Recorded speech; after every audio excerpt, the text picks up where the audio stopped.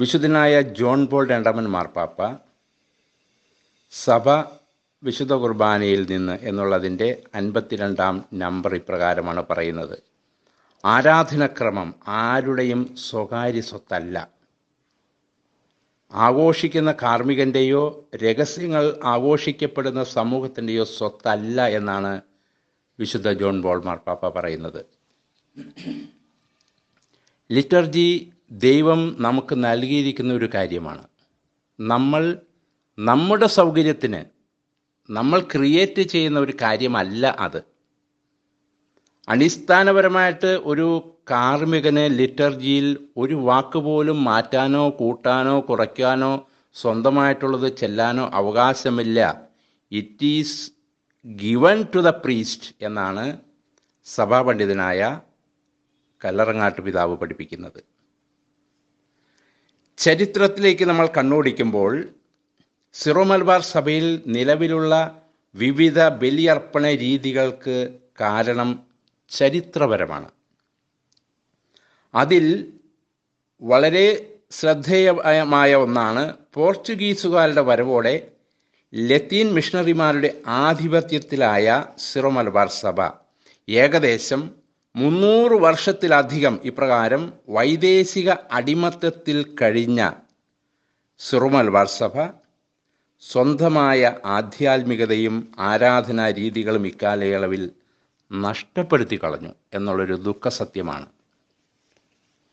ഇപ്രകാരം നഷ്ടപ്പെട്ടു പോയ ആ വിശുദ്ധ പൈതൃകവും വിശുദ്ധ പാരമ്പര്യങ്ങളും വീണ്ടെടുക്കണമെന്ന് 2-ാം വത്തിക്കാൻ കൗൺസിലിൽ പൊതുവായി കത്തോലിക്ക കൂട്ടായ്മയിലെ എല്ലാ വ്യക്തിസഭകളോടും ആവശ്യപ്പെടുന്നുണ്ട്.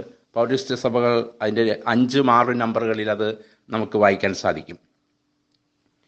പോർച്ചുഗീസ് ഭരണത്തിന് ശേഷം മാർത്തോമ നസ്രാണികൾക്ക് 1887 സ്വന്തമായി വികാരിയത്തുകളും 1896 നാട്ടുമെത്രാന്മാരെയും ലഭിച്ചെങ്കിലും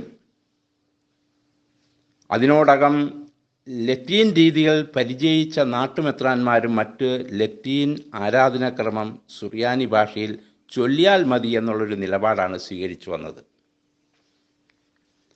ആ കാലയളവിൽ പൊന്തിഫിക്കലുമായി, അതായത് തിരുക്കർമ്മ ശുശ്രൂഷാക്രമം ബന്ധപ്പെട്ടുണ്ടായ വ്യത്യസ്തങ്ങളായ അഭിപ്രായങ്ങൾ ഇതാണ് സൂചിപ്പിക്കുന്നത്.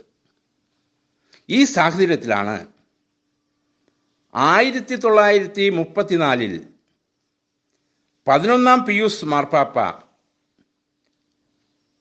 തിരുസിംഹാസനം ലത്തീൻവൽക്കരിക്കുവാനല്ല, മറിച്ച് സാർവത്രികവൽക്കരിക്കുവാനാണ് ആഗ്രഹിക്കുന്നത് എന്ന് പറഞ്ഞുകൊണ്ട് സിറോ മലബാർ സഭയെയും അതിൻ്റെ ഉന്നതമായ പൈതൃകത്തെയും ചേർത്ത് നിർത്തിയത്. 1923 സിറോ മലബാർ ഹൈറാർക്കി സ്ഥാപിക്കപ്പെട്ടെങ്കിലും സിറോ മലബാർ സഭയുടെ അധികാര പരിധി നിർഭാഗ്യവശാൽ പമ്പാ നദിക്കും ഭാരതപ്പുഴയ്ക്കും ഇടയ്ക്ക് മാത്രമായി ഒതുങ്ങിപ്പോയി എന്നുള്ളത് ഒരു ചരിത്ര യാഥാർത്ഥ്യമാണ്. പിന്നീട് 1953 തലശ്ശേരി രൂപത സ്ഥാപിതമായപ്പോഴാണ് സിറോ മലബാർ സഭ ഭാരതപ്പുഴ കടന്ന് വടക്കോട്ട് വികസിച്ചത്.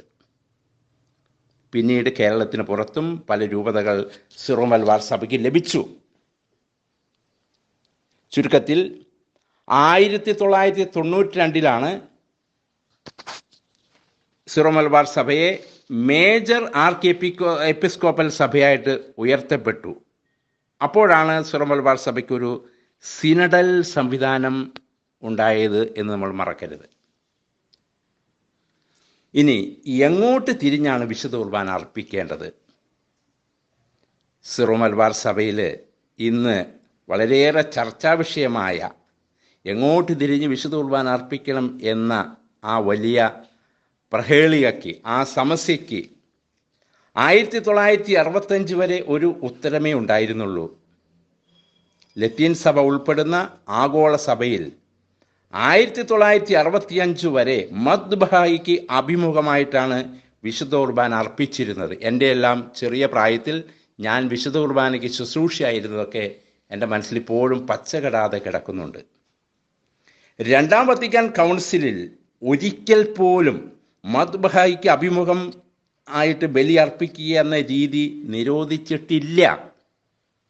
ജനങ്ങളെ നോക്കി ബലി അർപ്പിക്കണം എന്ന് തീരുമാനമെടുത്തിട്ടുമില്ല.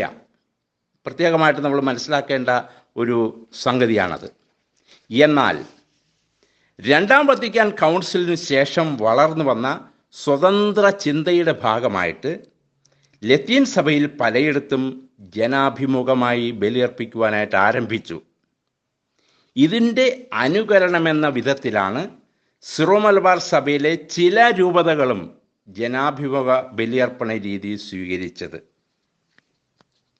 യാഥാർത്ഥ്യം ഇതായിരിക്കെ ജനാഭിമുഖ ബലിയർപ്പണ രീതി തങ്ങളുടെ പൈതൃകമാണെന്നും നൂറ്റാണ്ടുകളായിട്ട് ഇത് അനുഷ്ഠിക്കുന്നതൊക്കെയാണെന്നും ഏതെങ്കിലും രൂപതയ്ക്ക് ഒരിക്കലും അവകാശപ്പെടാൻ സാധിക്കുകയില്ല.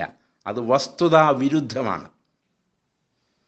രണ്ടാം വത്തിക്കാൻ കൗൺസിലിന് ശേഷം 1980കളുടെ തുടക്കം വരെ സിറോ മലബാർ സഭയിൽ ഒട്ടേറെ ആരാധനക്രമ പരീക്ഷണങ്ങൾ നടന്നിരുന്നു. അതിന് ഒരു ഉത്തമ ഉദാഹരണമാണ് ചിലർ